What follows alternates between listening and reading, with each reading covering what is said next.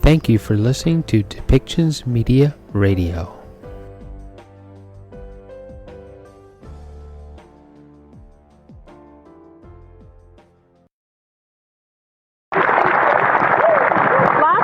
MPs came together to express their support for Ukraine and their disgust for Putin and what he's doing. One of the things that we asked the government to do to reflect that is to expel the Russian ambassador. The Deputy Prime Minister yesterday said, silence is complicity and following orders is not an excuse, and we would agree with that. In light of the silence from the Russian ambassador, will the government expel the Russian ambassador and recall our ambassador back to Canada? The Right Honourable Prime Minister. Russia's egregious and unprovoked attack on Ukraine is a direct challenge to democracy.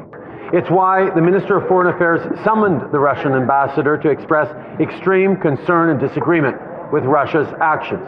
Canada will continue to use all tools at its disposal to make sure that these illegal acts are not left unpunished.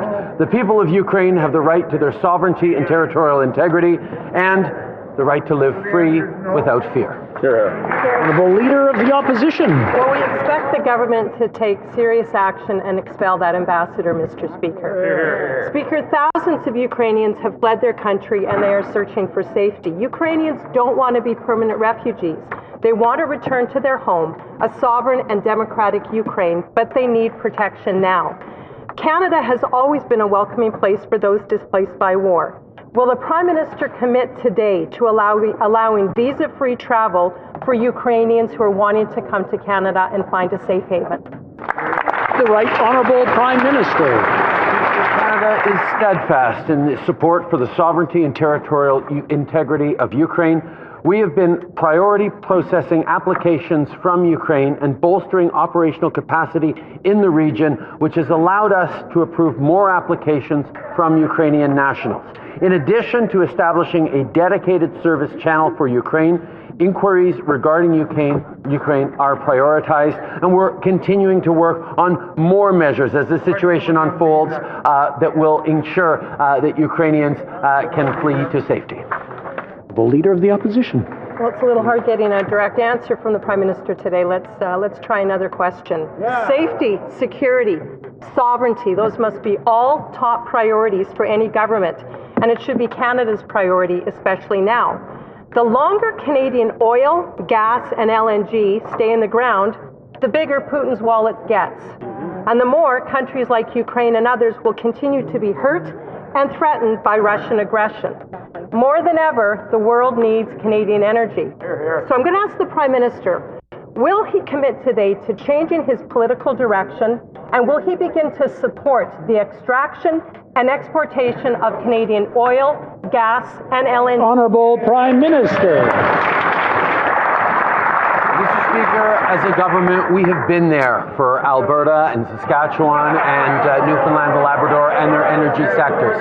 We actually are moving forward with the Trans Mountain Pipeline expansion, which the Conservatives couldn't get approved and couldn't get built. We're going to continue to work to ensure that we are supporting workers in the energy industry, even as we ensure that we're moving forward in ways that reduce carbon from our atmosphere and create a better future with good jobs for everyone. Canada has a significant role to play in the world. We will continue to play it with Europe and with other allies as well. Great. Honourable Leader of the Opposition. When the Prime Minister invoked the Emergencies Act on February 14th, Conservatives and others said it clearly didn't meet the legal threshold. Legal tools were already available to move the trucks from Ottawa. The Prime Minister moved ahead to invoke the Act and even attached confidence to the vote. Less than 48 hours after that vote, he revoked it, which proved he used the Emergencies Act for his own political gain. Isn't it true the Prime Minister used a legislative sledgehammer on our country for his own political advantage? The Right Honourable Prime Minister. The Emergencies Act enabled local authorities to end the illegal blockades. We've heard from the Commissioner of the RCMP, police chiefs, experts, and political leadership that it was essential to the police response and that it offered precision and clarity as they did their important work. But even after all this is ended, Conservative MPs still can't pick a lane. Canadians want to know, do they stand with blockaders or do they stand with Canadian communities? The Honourable Leader of the Opposition. Well, here's the lane we'd like the Prime Minister to pick from. Today is March 1st. And as of today, Saskatchewan, Manitoba, Alberta, Ontario, and Nova Scotia, they've all lifted their vaccine mandates and other provinces have followed suit. Why? Because it's safe to do so, and they care about mental health and their economies.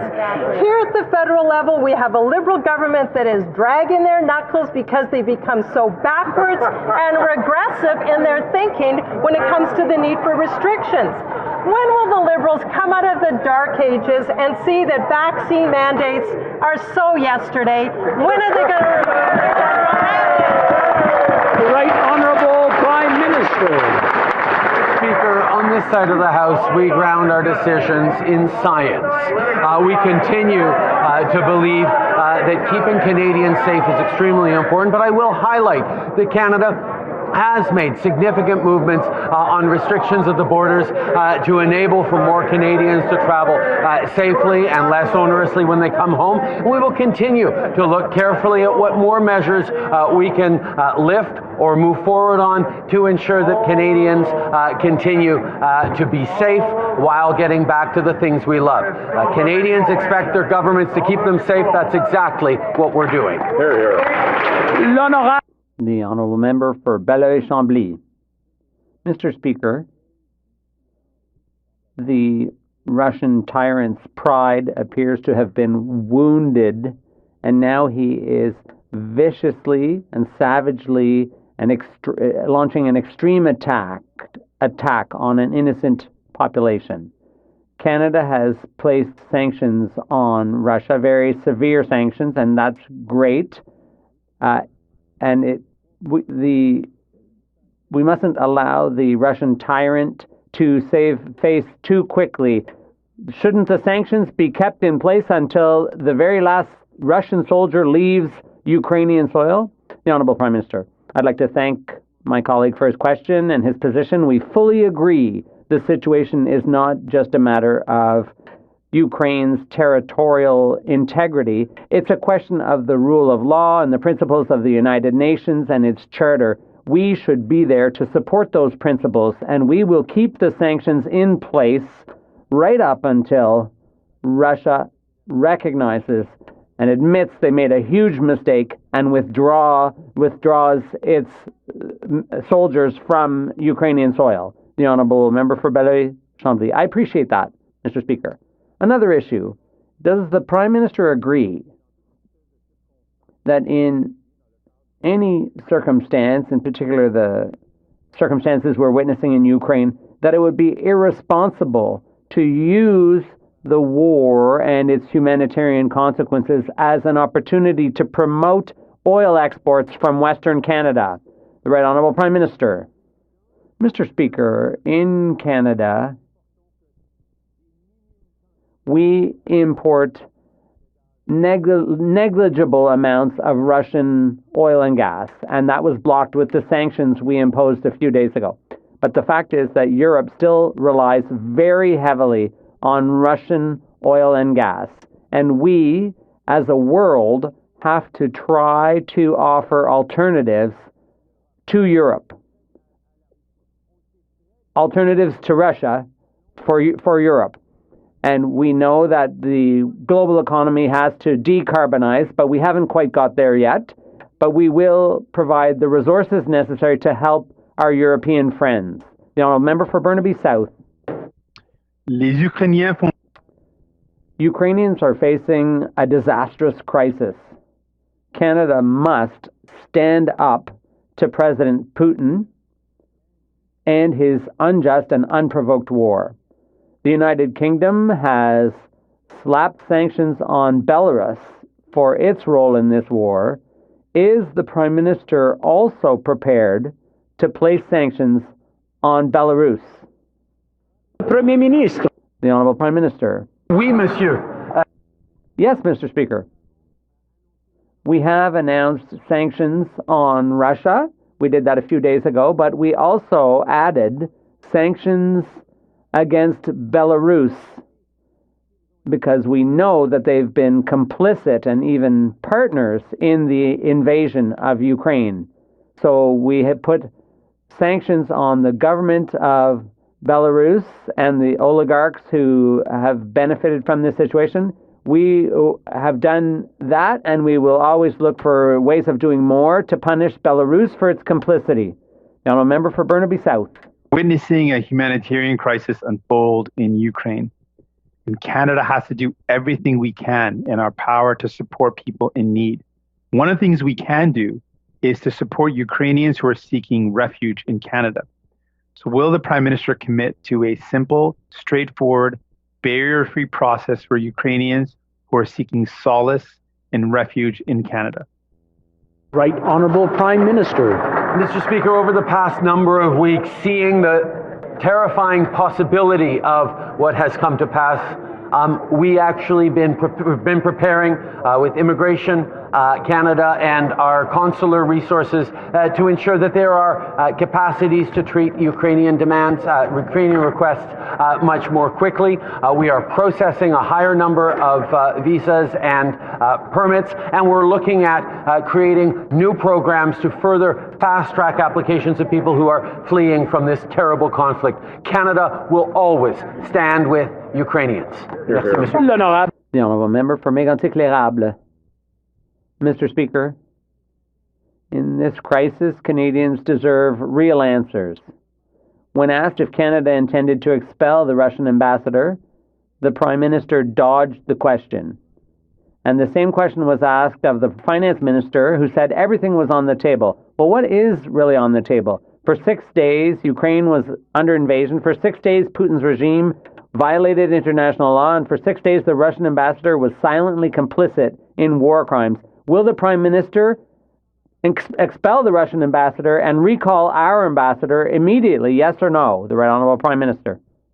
Mr. Speaker, Russia's egregious and unprovoked attack on Ukraine is a direct challenge to all of us, to the international rules-based order, to democracy, and to people who care about human rights and social justice everywhere. And that's why our Foreign Minister summoned the ambassador from Russia to hear her opinion immediately and directly. And Canada will continue to have that dialogue, but will also remind Russia every day of their responsibilities, of their absolute need to stand up and to be counted, and they will be punished. L'Honorable. The Honourable Member for Mégantic-L'Érable. Mr. Speaker, I asked the Prime Minister, no answer. I asked the Finance Minister, no answer. Now the Parliamentary Secretary has been sent to tell us that the ambassador was summoned to be wrapped over the knuckles. That's all they've done. For 6 days, the ambassador has been complicit with Putin's regime in these war crimes.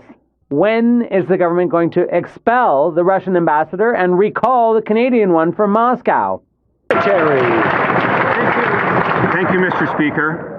Russia's actions, Mr. Putin's actions, will not go unpunished. And when we talk about what we've done, let's talk about the sanctions.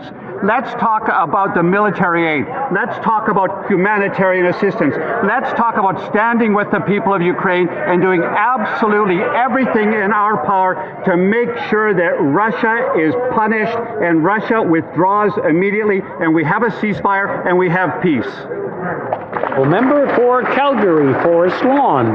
The situation for Ukrainians is dire, Mr. Speaker. Many Canadians of Ukrainian heritage are worried about their family members trying to flee the war. One person called the Ukraine hotline to ask about his parents' PR application. He was told that someone from Ukraine who applied a year or two ago had no priority. Instead of having those in need get stuck in this liberal-made immigration backlog, will the minister commit to visa-free travel for our Ukrainian brothers and sisters trying to flee war? Minister.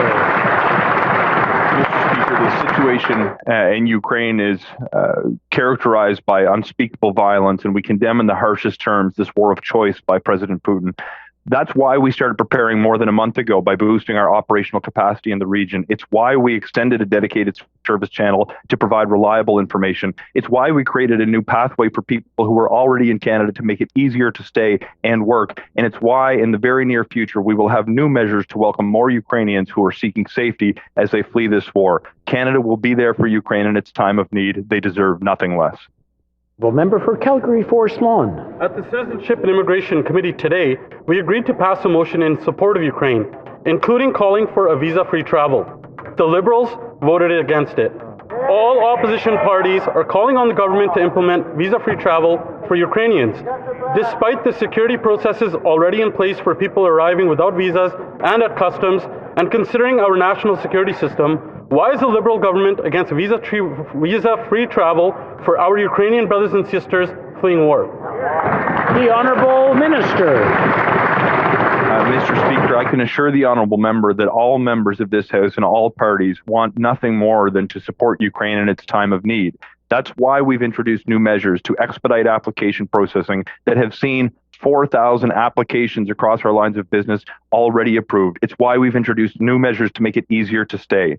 My interest, and I'm sure the honourable member shares this perspective, is to create a program that will get the greatest number of Ukrainians to Canada as quickly and safely as possible. In the very near future, I'll have more to say with a plan that will achieve those ends. Member for Selkirk Interlake Eastman. Mr. Speaker, I want to thank the government for sending anti-tank weapons to Ukraine, which the Conservatives have been calling for since 2018. I know that Ukraine will make good use of the 100 Carl Gustaf anti-armor weapons that we are delivering now. Non-NATO partners like Sweden have also stepped up and are sending 5,000 anti-tank weapons to Ukraine. Additionally, Ukraine needs more medical supplies that Canada currently has in storage. Will the Minister of Defense send Ukraine additional weapons, improved first aid kits, and Role 3 hospitals that Canada has? The Honourable Minister of National Defence. Mr. Speaker, I thank my honourable colleague for that question. Let me just be clear that all options continue to be on the table in terms of our support, but we should recognize that we have sent support $10 million of lethal and non-lethal aid, $25 million of non-lethal aid, and then just yesterday, as the member rightly pointed out, more anti-tank weapons as well as ammunition for those missiles. Thank you so much, Mr. Speaker. L'honorable député de Charlebourg. The honourable member for Charlebourg-Saint-Charles. Mr. Speaker, in 2014, when Russia attacked Ukraine, Stephen Harper signaled that Canada must be prepared to respond to potential Russian incursions. Yesterday, the defense minister told us she would work with our U.S. partners to ensure NORAD was modernized. In other words, the Liberals have done nothing since 2015. This morning, we learned in the media that Russia is massing troops and equipment for battle in the Arctic. Canada's sovereignty is at stake. When will the minister tell Canadians about her plan to modernize our northern warning system? The Honourable Minister of National Defence.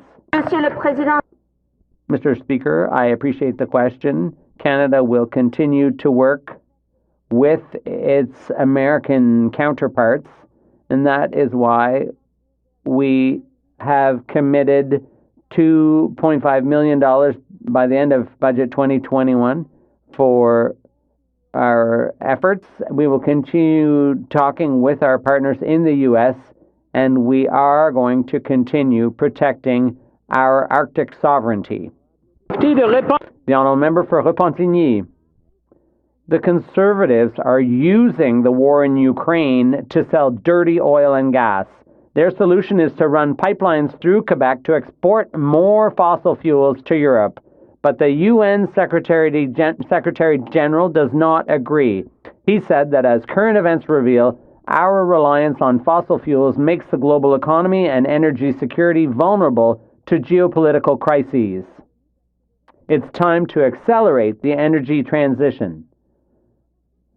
So, Mr. Speaker, does the government also agree that reliance on fossil fuels is destabilizing the world? The Honourable Minister of the Environment. Thank you, Mr. Speaker, and I'd like to thank my colleague for her question and for all her work on environmental issues and climate change in the recent in years past. We agree that we need to reduce our reliance on fossil fuels, both for environmental and climate reasons, and to create the jobs we will need tomorrow and beyond, and also to reduce our reliance on countries like Russia. Thank you very much. The Honourable Member for Repentigny. The UN Secretary General, again, commenting on the Ipcc's terrifying report, he called it an atlas of human suffering because it maps the areas of the world where people will suffer the consequences of climate change. Half the world's population is at risk, Mr. Speaker. That's a lot of people, which brings us back to the choice the Minister of the Environment will have to make on Friday. He has to decide whether or not to approve the Bay du Nord oil project, which aims to extract $300 million. Will he say no to Bay du Nord? The Honourable Minister. Thank you, Mr. Speaker. And once again, I'd like to thank my colleague. The Environmental Assessment Agency has done an assessment of the Bay du Nord project. Our government is studying it, and we will give our decision in due course. Thank you very much. The Honourable Member for Repentigny. Mr. Speaker, the UN Secretary General said a lot of things, and one of the things he said yesterday was that the major polluters are guilty of setting fire to our only home, and he said that the abdication of leadership was criminal. Mr. Speaker, we expect some leadership from this minister. He himself set the bar very high for his own performance. So I repeat my question, it's very simple. Will he approve the Bay du Nord oil project, yes or no? The Honourable Minister. Thank you, Mr. Speaker. My honourable colleague is talking about leadership. We are the government that has done the most in recent years to fight climate change. $100 billion of investment, Mr. Speaker. Over 100 measures to fight climate change. We went all the way to the Supreme Court to defend the carbon tax, which our government brought in. So the leadership's on this side of the House, Mr. Speaker, when it comes to climate change. Thank you. Member for Sturgeon River, Parkland. Mr. Speaker, back in 2015, the Liberals ran on a platform of transparency that, quote, the government and its information should be open by default, that they would, quote, restore trust in democracy. Parliament is setting up a committee to review their use of the Emergencies Act, and it is critically important that the official opposition have the power to hold this government to account. Instead, this Liberal government is being obstructionist and undermining our ability to do our duty to Canadians. My question, why is this government so afraid of accountability? The Honourable Government House Leader. I'm confused. The party opposite has 3 members of their caucus, and they're cheering that. They're very happy that they have the same number as the government has. The opposition, unfortunately, decided to cheerlead the illegal activities that were happening outside. It would be entirely inappropriate for those that were cheerleading the type of activities that we saw, the illegal blockades, the illegal occupation, to be chairing. What we said instead is that 2 opposition parties will chair the process, one who is against the act, one who is for the act. That's being reasonable, that's being fair. The Honourable Member for Miramichi, Grand Lake. Mr. Speaker, the Prime Minister called Canadians he disagrees with these people with unacceptable views. Racists, bigots, misogynists, terrorists, people that take up space. Yesterday, the Public Safety Minister even said protesters were rapists. Experts say there was no such security threat or financial threat to Canadians. Given the Prime Minister voted for it, then revoked it in 36 hours, will the Liberals finally admit imposing the Emergency Act was wrong? The Honourable Government House Leader. Mr. Speaker, as events unfold in the world that are deeply serious in the Ukraine, as we have finally been able to put the illegal blockades and the occupation behind us, I would hope that the members opposite would look at the efficacy of the Emergency Act, how successful it was in restoring peace and order, and that their questions might be on things that right now are pressing in the world. I just want to clarify that when you're asking your question or answering the question, you can shout as loud as you want. When you're not singled out and allowed to, I prefer you not shout at each other. The Honourable Member, l'Honorable Député. The Honourable Member for Portneuf-Jacques-Cartier. Mr. Speaker, this is the story of yet another demonstration gone wrong because of the inaction of the Prime Minister, who did nothing for 3 weeks. It was disappointing. And then suddenly on February 14th, the Prime Minister invoked the Emergencies Act. 3 days of debate followed. Monday, March 21st, the House endorsed the use of this law, thanks to the Liberals and the NDP. Wednesday, March 23rd, this Prime Minister contradicted himself by saying the opposite of what he just said days earlier and revoked the act. Can the Prime Minister tell us what happened between Monday and Wednesday for him to flip-flop like that? The Honourable Minister of Public Safety. I'd like to thank my colleague for his question.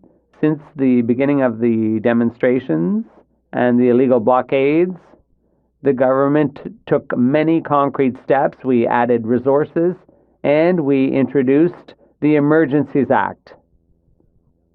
But that was our last resort, and that was following the advice of police. After that, we revoked the act, but a lot of progress was made, and we will continue to provide resources. The Honourable Member, Mr. Speaker, there was no longer anything in the streets of Ottawa. The streets were cleared. The border crossings at Coutts, Emerson, and Windsor were cleared without using the Emergencies Act. But here in Ottawa, the Prime Minister waited 3 weeks and then decided one morning to invoke the Emergencies Act. And then on Monday, it was too late again when the streets of Ottawa were already clear. The NDP and the Liberals voted in favor of this act. And then a flip-flop 2 days later, the Prime Minister revoked the act. This is a simple question. What happened? The Honourable Minister. Mr. Speaker, the Emergencies Act was essential to allow police to put an end to the illegal blockades and demonstrations all across the country. We always said that we would not keep it in effect a minute longer than was absolutely necessary. And that's what we did. We kept our word. We followed the advice of police, and we gave them the tools they needed. For South Okanagan, West Kootenay. Mr. Speaker, the IPCC report released yesterday has a stark warning. Either we take action now on mitigation and adaptation for climate change, or risk suffering even more severe consequences from extreme weather events, wildfires, and floods. But this government continues to give the fossil fuel industry billions of dollars in subsidies. So instead of bankrolling the multinational oil and gas companies, why don't the Liberals fund the infrastructure our communities need to help prevent catastrophe? The Honourable Minister of the Environment. Thank you, Mr. Speaker, and I thank my honourable colleague for his question. The IPCC report shows what people around the world have known for a long time, that countries need to take bold action to fight climate change, Mr. Speaker. And we continue to cut emissions, 30 million tons since we've come into power, Mr. Speaker. That's almost half of Quebec's entire emissions that we've managed to reduce because of the hundreds of measures we've put in place, Mr. Speaker, because $100 billion of investment. But we recognize, as the member opposite do, we need to do more. Thank you, Mr. Speaker. The Honourable Member for Rosemont-la-Petite-Patrie. Mr. Speaker, the window of opportunity for a sustainable future for our children and grandchildren is closing according to the new IPCC report, a chilling report. According to experts, the climate crisis has already had irreversible effects. Global warming is happening too fast, and this Liberal government is just paying lip service. In addition to buying a pipeline, the Liberals continue to subsidise the biggest polluters in the oil and gas industry. The worst in the G20. When will the Prime Minister end fossil fuel subsidies to protect people now and generations to come? The Honourable Minister. Thank you, Mr. Speaker. I'd like to thank my colleague for his question. The IPCC report shows what we all know. All countries need to make extra measures to adapt for climate change. We have to continue to reduce emissions and strengthen our resilience, and that is the reason for which our government has invested over $2.3 billion, Mr. Speaker, in adapting to climate change, and over $100 billion to fight against greenhouse gas emissions. But we must do even more than this. All of us here in Canada and abroad. Thank you, Mr. Speaker. Honourable Member for Kitchener South Hespeler. Mr. Speaker, many Canadians are struggling to find affordable housing, including in my riding of Kitchener South Hespeler.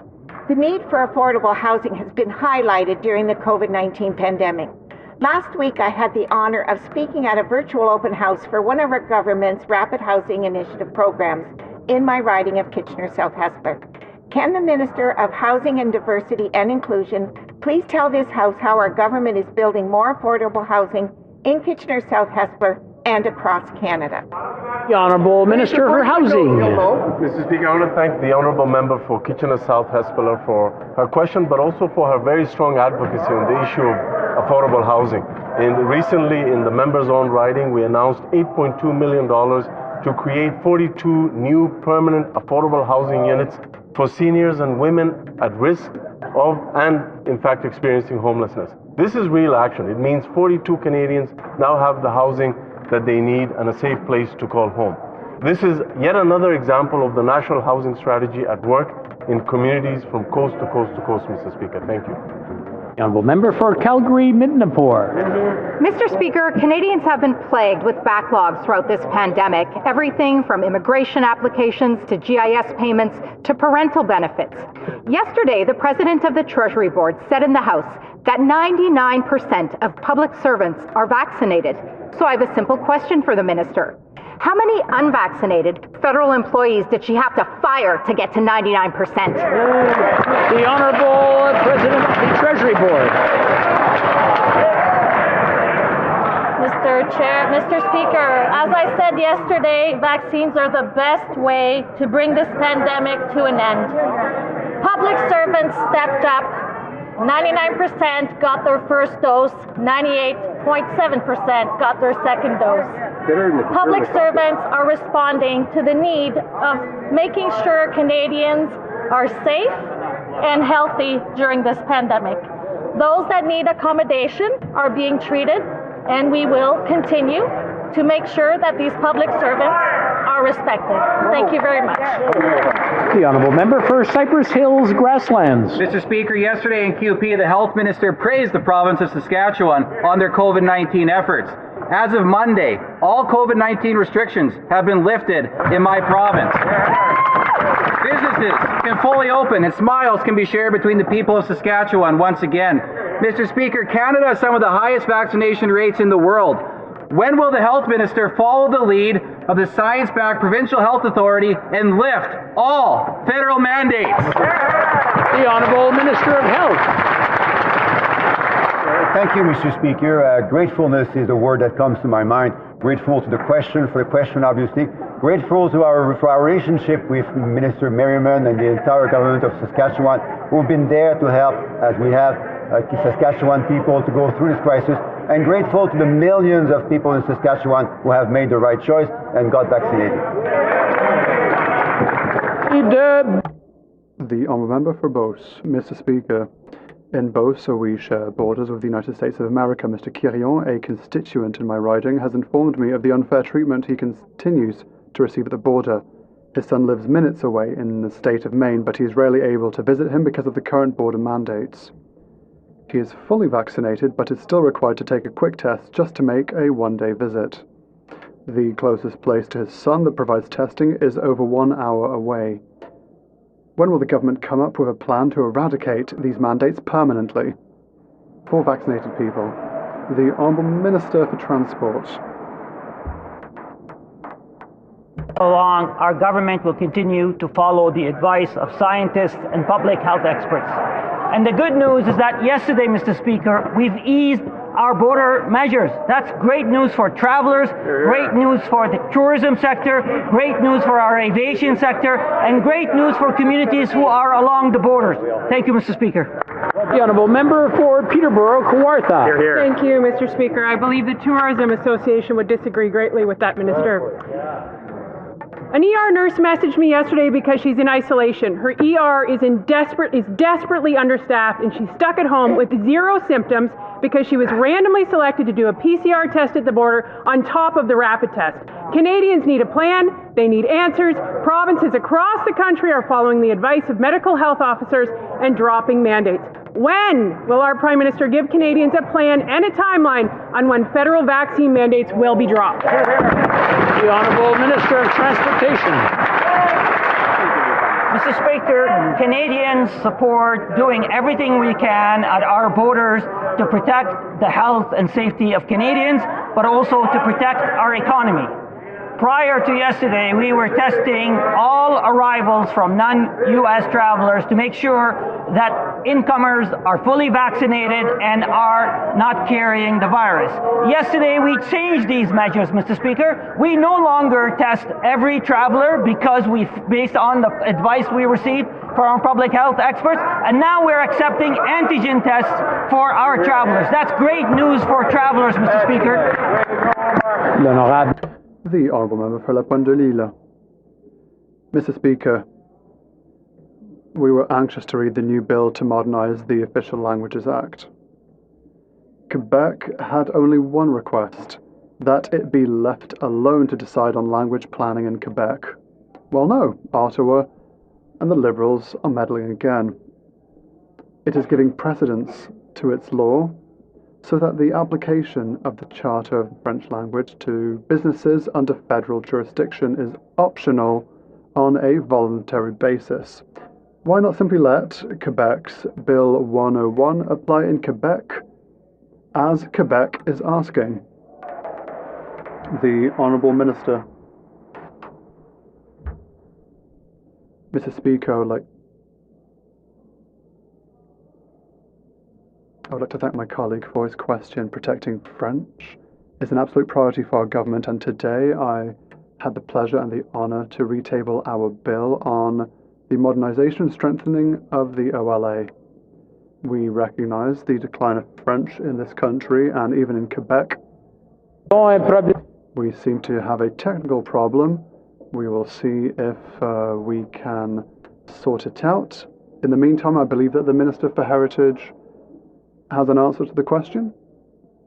Mr. Speaker, for the Government of Canada, defending and promoting French is and always will be an absolute priority for us. In this bill, we recognise that we have to do more. We need to boost French in a working language, in a service language.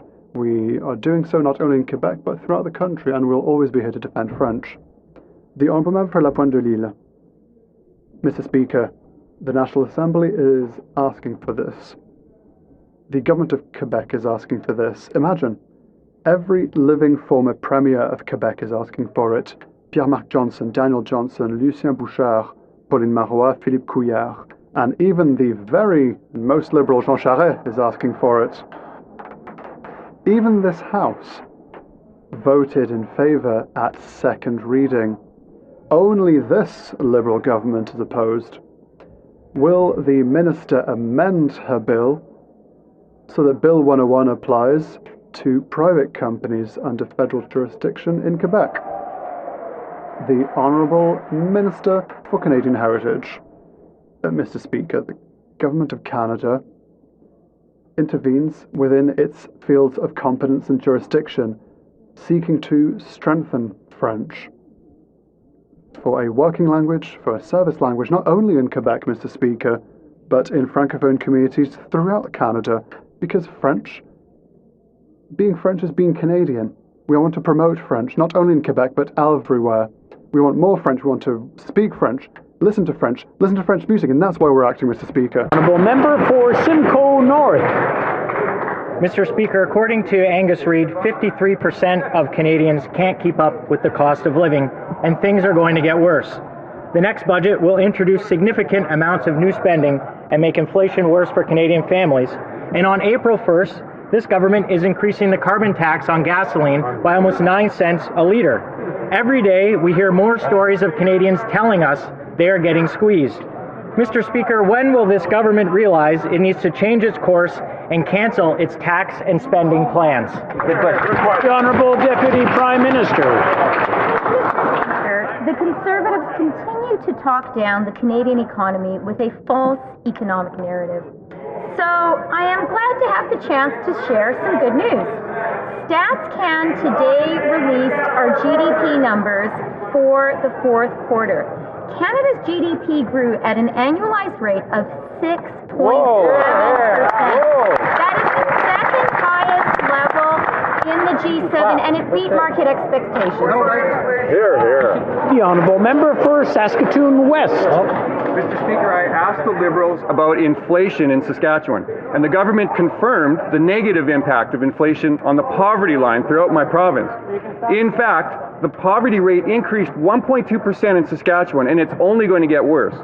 That means an additional 13,000 people in Saskatchewan are falling into poverty every year simply because inflation is driving their costs through the roof.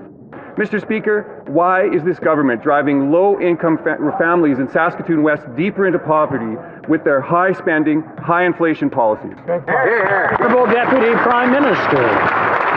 Mr. Speaker, we will take no lessons from the Conservatives when it comes to supporting the most vulnerable people in Canada. We introduced the CCB, which is indexed to inflation and which lifted almost 300,000 children out of poverty. We increased the GIS, also indexed to inflation, and which has helped over 900,000 seniors. In fact, Mr. Speaker, when we formed government, there were 5.1 million Canadians in poverty. By 2019, that figure had dropped to 3.7 million. The honourable member for Flamborough-Glenbrook. Mr. Speaker, the communities of Flamborough-Glenbrook have grown exponentially as young families flee Toronto in search of a more affordable life. Except for now, they're feeling the crunch here too. In January, the Realtors Association of Hamilton-Burlington confirmed that the average house price in the Hamilton area is now over $1 million. Wow. Mr. Speaker, with interest rate hikes on the horizon, when will we see the long-promised housing plan to address this crisis?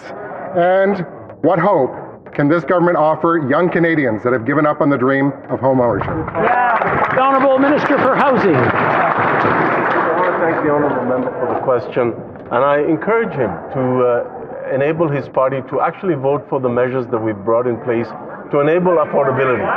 The party opposite voted against the vacancy tax that we were supposed to move forward on. They voted against measures to help first-time home buyers. They voted against measures to improve more investments in affordable housing.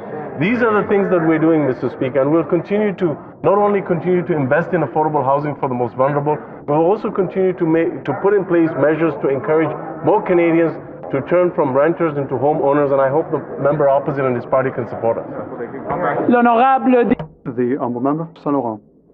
Mr. Speaker, the last 2 years of this pandemic have underscored the importance of investing in domestic manufacturing of vaccines and PPE, and therefore supporting science and research in Canada. That is a reason for which I'm proud to rise in the House today with my colleague to ask about the first Canadian-made plant-based COVID-19 vaccine, the Medicago vaccine, that was approved by Health Canada. On the 24th of February, can the Minister for Health outline how the government is supporting the use of this vaccine? The Honourable Minister for Health. Thank you, Mr. Speaker. I'd like to thank the member for Saint Laurent for that excellent question, her excellent work. What great news. Last Thursday, Mickey Gago's Copivence vaccine was approved. It's great news. It was the first such vaccine to be approved by Health Canada, the first in the world to be approved on a plant-based technology. Workers and partners are giving us an extra tool to protect their health and security. Member for Kelowna Lake Country. Thank you, Mr. Speaker. Thanks to the Liberals, all winery, cidery, brewery, and distillery owners will wake up on April 1st to an increase of their excise taxes. Most who I've talked to have struggled along due to perpetual lockdowns, and most do not fall within Bill C2's benefits, and any potential offset does not come close to bridging their losses. One winery owner that I spoke to will have a $50,000 excise tax hit. Unlike the finance minister, I've owned my own small business and I've had to read financial statements. So will the minister cancel the April Fool's Day excise tax increase? The Honourable Deputy Prime Minister. Mr. Speaker, like other taxes and benefits, the alcohol excise duty rate is automatically adjusted each year. This approach provides certainty to the sector while ensuring our tax system is fair for all Canadians. And let me tell you, Mr. Speaker, if the member opposite really wanted to support Canada's small businesses, the member opposite and her party should have voted with us to support the business support measures that helped Canadian small businesses get through COVID. That's right. Thank you, Mr. Speaker. That's right. Member for York Simcoe. Mr. Speaker, on April 1st, the price of alcohol will go up yet again for Canadians due to the Liberals' ever-increasing escalator tax grab on beer, wine, and spirits. Canadian restaurants and bars will continue to struggle due to the impacts of the pandemic. Another tax hike is the last thing they need. This automatic permanent tax increase must be reviewed by Parliament every year so we can support the places that serve Canadian alcohol and the farmers and producers who make it. Will the Liberals put a cork in their ever-increasing excise tax on Canadian alcohol? The Honourable Deputy Prime Minister. Mr. Speaker, the increase is less than 1/5 of 1 penny per can of beer. And there are specific measures that take into consideration the needs of craft brewers and wineries. And let me tell the members opposite something else. They should have paid attention to the Wine Growers of Canada and Beer Canada. Both organizations called for an end to the blockades that hurt their business and that our government acted on decisively. The Honourable Member for Niagara Falls. Mr. Speaker, tourists from around the world are now making their travel plans for the fast-approaching summer tourism season. But the federal government's requirements for pre-departure testing at Canadian borders stands in the way of making Canada an attractive destination. Yesterday, the Canadian Travel and Tourism Roundtable said the policy is not grounded in science or evidence. They also called on the government to drop it. For the sake of the economic recovery in our hardest-hit tourism sector, can the federal Liberals tell travelers when they will drop the pre-departure travel requirements? The Honourable Minister of Health. Thank you, Mr. Speaker. Again, very grateful to the question, in particular because my region, my city, my riding of Quebec is a riding of exceptional quality, attracts thousands, if not millions of foreigners and tourists over years. We're very proud of that. And that's why we're so proud that the measures to which the measure alludes to have been reduced, have been relaxed just a day ago. We'll continue to work to support the tourism industry while protecting the health and safety of travelers and workers. The Honourable Member for Scarborough Agincourt. Mr. Speaker, at the onset of this pandemic, our government acted swiftly by introducing emergency measures to keep Canadians financially afloat. While these benefits have been crucial for so many families, including those in my riding of Scarborough Agincourt, I have personally heard from seniors that it has resulted in a reduction of their GIS payments they rely on to make ends meet. Can the Minister of Seniors inform the House on what we are doing to strengthen income security for seniors that are dependent on GIS? Honourable Minister for Seniors. Thank you, Mr. Speaker. Mr. Speaker, I want to thank the member from Scarborough Agincourt for her work and her advocacy for seniors in her community and in this House, Mr. Speaker. Mr. Speaker, when it comes to supporting the most vulnerable, all government has always been there, and that is especially true for low-income seniors. We have committed to supporting seniors who counted on pandemic supports and had their GIS impacted. We're making a major investment through an automatic one-time payment for those affected seniors. We unanimously passed Bill C-12 in this House, and I'm confident that the other place will do the same. Mr. Speaker, seniors know that our government will always be there for them. Bravo. This show has been produced by Depictions Media. Please contact us at depictions.media for more information.